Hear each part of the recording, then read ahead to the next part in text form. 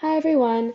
Today we're going to be talking about amyotrophic lateral sclerosis, and this is a presentation by me, Emily Huang, Tess Evans, Emma McNeil, Amy Ung, Caroline Wetherell, Jessica Henry, Danielle DeFutis, Jessica Zhang, and Heather Johansson. So to start off, let's talk a little bit about what amyotrophic lateral sclerosis is. So it's also known as Lou Gehrig's disease, and it's typically occurs in people in middle to late adulthood, and after onset, mean survival is for 2 to 5 years. It also occurs more in men than women. It's a progressive neurological disorder which affects some motor function. So the amyotrophic part represents the muscle fiber atrophy that leads to weakened muscles, and the lateral sclerosis part basically stands for how the lateral columns of white matter in the spinal cord become firm due to loss of nerve fibers. Symptoms and manifestations. It starts off with muscle cramps and weakness, and then it can eventually lead to trouble chewing, swallowing, speaking, and respiratory weakness, trouble walking, and other issues like that because there's loss of motor control and the brain cannot initiate voluntary movement in some places. And there's no specific test to diagnose ALS, but yes. So now we'll talk about the etiologies of amyotrophic lateral sclerosis. To this day, the cause is still unknown, but scientists suggest that the cause is both genetics and environmental factors. For genetics, in 1993, scientists discovered a connection between mutated SOD1 gene, which is an antioxidant enzyme, and cases of ALS. 5 to 10% of these cases are familial, and the rest are sporadic.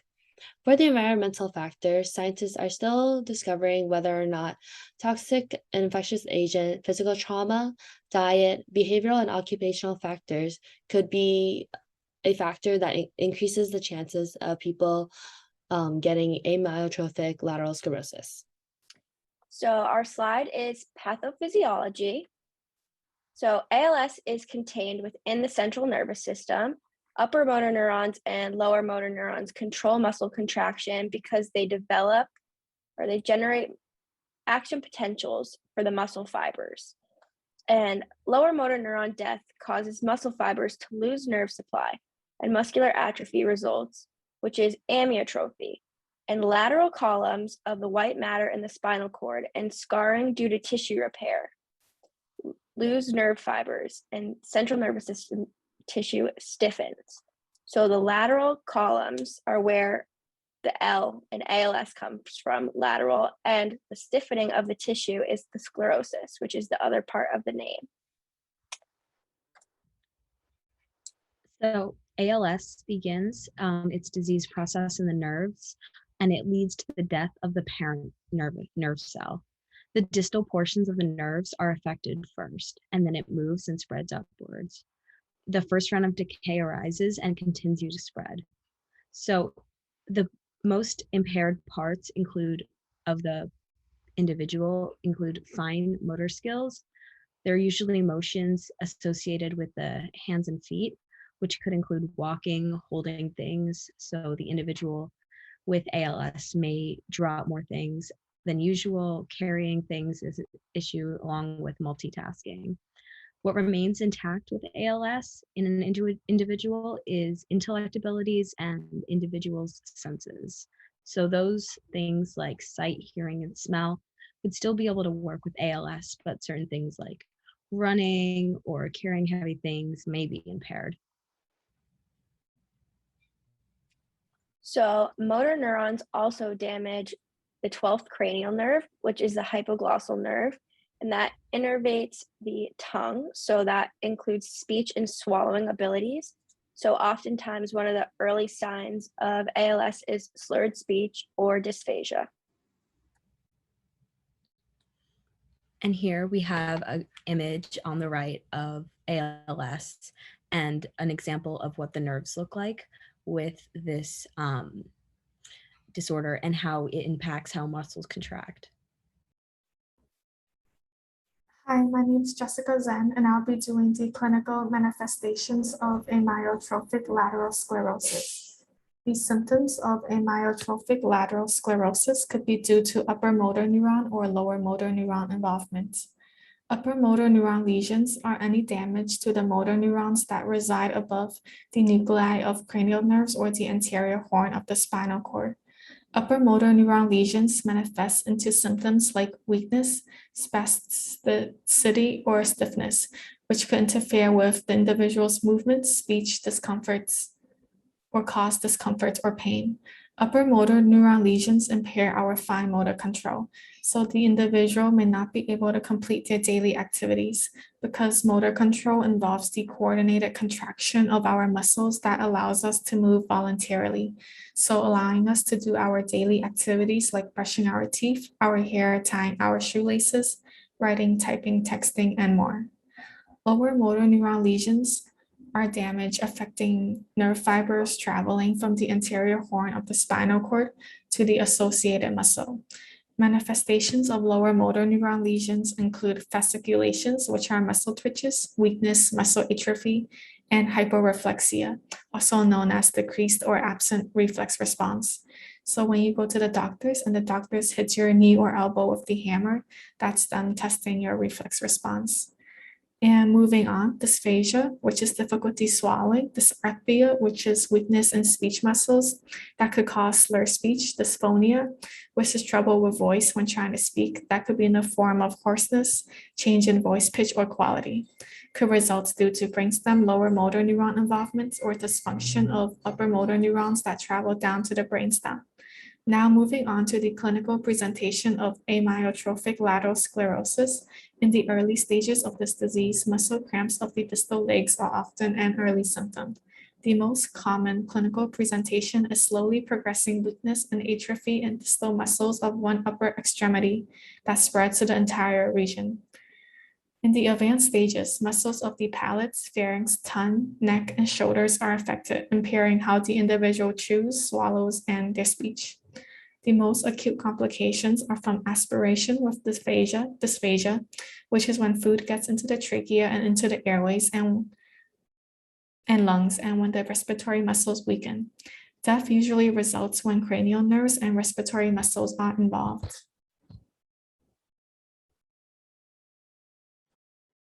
ALS is difficult to diagnose, especially in the early stages. Many of the clinical manifestations can mimic other neurological diseases, so the provider will often do a number of tests in addition to a detailed medical history to rule out other diseases. Some of these tests include EMGs, nerve conduction studies, MRIs, a blood urine test, spinal tap, or muscle biopsy. Unfortunately, there is currently no cure to this disease. However, there are treatments that can slow the progression of the signs and symptoms. There are currently 3 FDA-approved drugs, including riluzole, which has the potential to increase life expectancy by 3 to 6 months, edaravone, which can slow the decline that people experience in relation to activities of daily living, but the effects on life expectancy are currently unknown, and sodium phenylbutyrate, which was recently approved by the FDA and can also decrease the rate of decline. In addition to the treatment of symptoms, signs and symptoms, non-pharmacological options such as heat or whirlpool therapy to relieve muscle cramping or speech therapy to try to help maintain verbal skills can be used to make those struggling with ALS feel a little more comfortable. And then, of course, there are also clinical trials that people may elect to participate in. Nursing implications for amyotrophic lateral sclerosis. Due to ALS being a complicated, stressful disease and having no cure, there are certain measures to be implemented when creating a plan of care for the patients. These measures would include providing patients with activities that are intellectually stimulating to maintain cognitive ability, promoting range of motion exercise. More measures would include monitoring for any physical or cognitive impairments, finding creative ways to communicate with the patient, implementing patient and family teachings, and providing coping and comfort measures towards the family and the patient for the end-of-life situation and discussing with the patient their advanced decision. Providing patient with activities that are intellectually stimulating to maintain cognitive ability is another nursing implication. ALS patients struggle with memory, so providing intellectually stimulating activities helps in strengthening it, along with selective and sustained attention, visual and auditory processing, and logic and reasoning. Another implication is promoting range of motion exercises. These exercises are either done passively or by themselves, and these measure physical mobility and can detect any muscle weakness. Another nursing implication includes monitoring for any physical or cognitive impairments. Assessing the skin for areas susceptible to breakdown are key in potentially avoiding any physical ailments, including ulcers or rashes, when it comes to sitting or lying down for long periods of time with ALS. Another one is finding creative ways to communicate with the patient. As time goes on, the patient's speech muscles can become more impaired. The patient's speech will become slowed, so one must resort to simplicity. Turn to questions resulting in yes or no, the use of a notepad, allowing patients to organize their thoughts, and use speech therapists for extra assistance. These speech therapists can incorporate technology devices to aid in the communication and help the patients vocalize. Another nursing implication includes the implementation of patient and family teachings. Teaching the family and the patient of the complications of ALS, like impaired communication, imbalanced nutrition, and impaired physical mobility, is very helpful. Also, just the entire process, like the progression of the disease, diagnostic testing, and guide for home care, is helping the family and the patient. The last implication is providing coping and comfort measures toward family and patients for end-of-life situations and discussing with patients their advanced decision.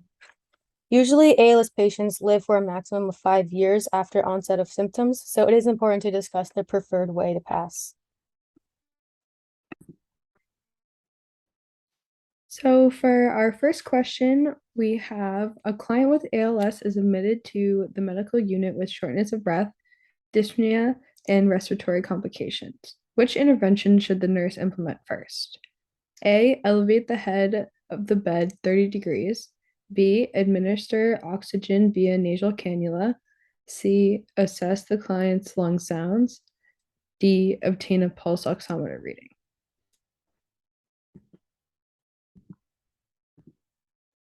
The answer is B, administer oxygen via nasal cannula, because oxygen should be given immediately to help alleviate the difficulty in breathing, because oxygen is our priority. And moving on to our second question.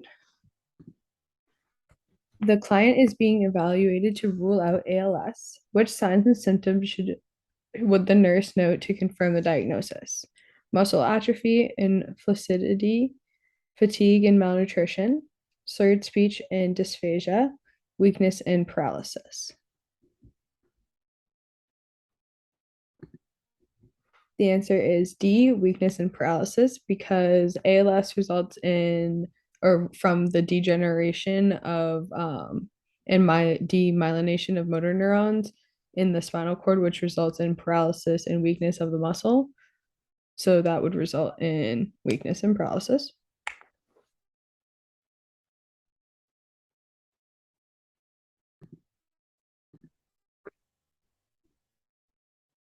And these are our references.